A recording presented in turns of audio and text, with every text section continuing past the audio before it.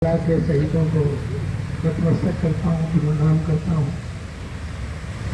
और दूसरा जो आज ये यात्रा जन जागृति की चल के आई है, निश्चित तौर पे अपने जो पूर्वजों को भूल जाते हैं, उन कौमों के इतिहास खत्म हो जाते हैं। मैं आपको बधाई देना चाहूँगा कि इतने लंबे उसमें से चल के आप यहाँ तक पहुँचे हैं। आपका रेवाड़ी की धरती पे आने पर भी मैं धन्यवाद करता हूँ और आज आभारी भी हूँ कि आप उन कौमों को जिंदा रख रहे हैं जो भारत माँ के लिए अपना सर्वस्व न्यौछावर जिन्होंने किया है। इस कार्यक्रम में उपस्थित रणजीत सिंह जी, कुछ नाम मुझे याद है, कुछ मैं भूल भी जाऊँ तो माफ़ी चाहूँगा।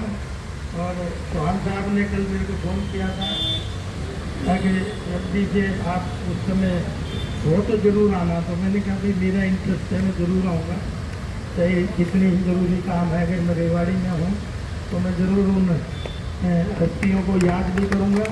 और भाई अजीत जी लगातार रिटायर होने वाले, वो भी एक जुनूनी आदमी है जो शुरू से यादव रेजिमेंट के लिए अपना संघर्ष कर रहे हैं। और कभी मुझे लगता है यहाँ सब जो लोग बैठे हैं या तो वो सैनिक है या सैनिकों के परिवार से हैं। तो मैं आप सबको साधुवाद देता हूँ, सबको बधाई देता हूँ और सबको नमस्कार भी करता हूँ, क्योंकि आप लोग ही ऐसे जो संघर्ष है वो लोगों को याद दिला रहे हो और याद दिलाना भी चाहिए। क्योंकि हमारे यहाँ का जो सैन्य इतिहास है, आदरणीय मोदी जी जब यहाँ पे आए थे 15 सितंबर 2013 को, तो उन्होंने आज तक लोगों को ही संबोधित किया था कि वो OROC का मामला था, कि वो रक्षा सुरक्षा का मामला था। और उन्होंने ये देखा था ये रणबांकुरों की भूमि है, इनका सैन्य इतिहास में गर्व है। तो कोई एक दिन की नहीं बल्कि मेजर शैतान सिंह के नेतृत्व में आपने देखा कि 118 लोग हमारे थे, मतलब मुझे याद है, तो जिसमें 114 वहीं मौके पर ही शहीद हो गए थे। और मैं भी उनको सल्यूट करता हूँ कि किस परिस्थितियों में -डिग्री पे उन्होंने ये संघर्ष करा और चाइना के बहुत सारे लोगों के उन्होंने सिक्के छुड़ाने का काम किया। या तो उस समय सुविधाएं इतनी नहीं थी, उसका खामियाजा इस नेतृत्व को भुगतना पड़ा और आज तक परिवार उनको भुगत रहे हैं। लेकिन एक बात बहादुरी की जरूर है, अभी जब अभी आप जैसे चर्चा कर रहे थे, वो शहीदों का जो स्थान है उस पर चाइना के लोगों ने भी उसको सलूट किया और जाते जाते उल्टी बंदूक करके वो टोपी को सलूट करके गया। ये बहादुरी का एक बहुत बड़ी दुनिया में मिसाल है। उन्होंने भी माना, हमारे दुश्मनों ने भी माना, तो इसमें तो कोई कहने की बात नहीं कि आज वो सब चीज़ें हैं। और भाई मैं तो आपके आशीर्वाद से जब विधानसभा में पिछली बार गया कोटली से, तो भाई मैंने तो यादव रेजिमेंट की मांग वहाँ भी उठाई और धरने से उठाई। मैंने अपने साथियों को भी कहा यार पीछे पीछे तुम भी उठाना, लेकिन पता नहीं, मैं तो मेरी देखो, मैं तो सैनिकों का खून है, मैंने तो था ही भाई। अब पिछला में है कि नहीं मुझे नहीं पता, लेकिन अगर मेरा उस समय भी साथ देते तो हो सकता है कि वही। फिर वो कहने लगे जी ये तो केंद्र का मामला है। मैंने कहा आप विधानसभा में आप प्रस्ताव करके सिफारिश कर दो, आप दूसरे के गेंद में पाले में गेंद फेंक दो, फिर सारा काम खत्म। मैंने तो कोशिश खूब करी, लेकिन मुझे लगा भाई अब तेरी नौकरी जाने वाली है।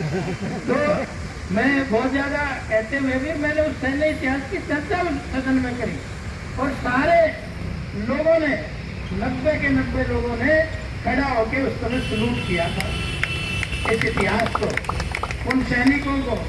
और सलूट ही नहीं किया बल्कि सब लोग राजी थे, लेकिन बस वो टेक्निकल चीज़ बच गई थी।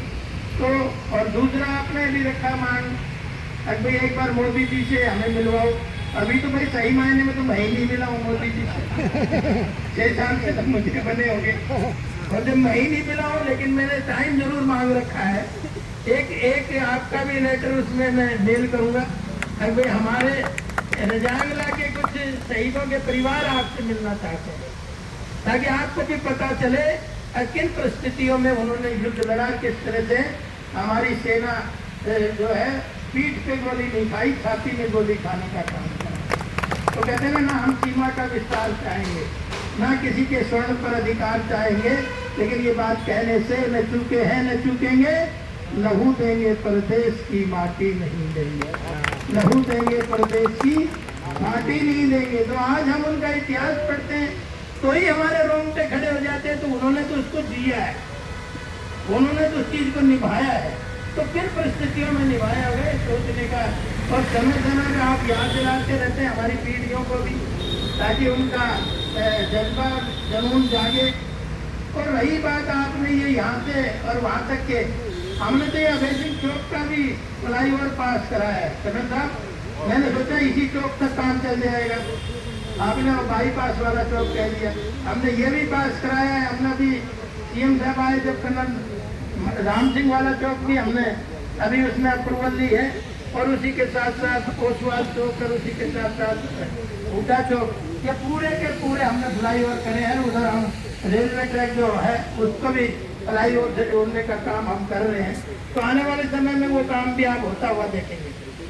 और दूसरा हमारा जो ये फाटक है, जो एक ही रह रही है पटौदी वाली और रोहतक वाली, इस पर भी डबल पुल करने के लिए 207 करोड़ रुपए का अभी पास मंजूरी मिली है। आने वाले समय में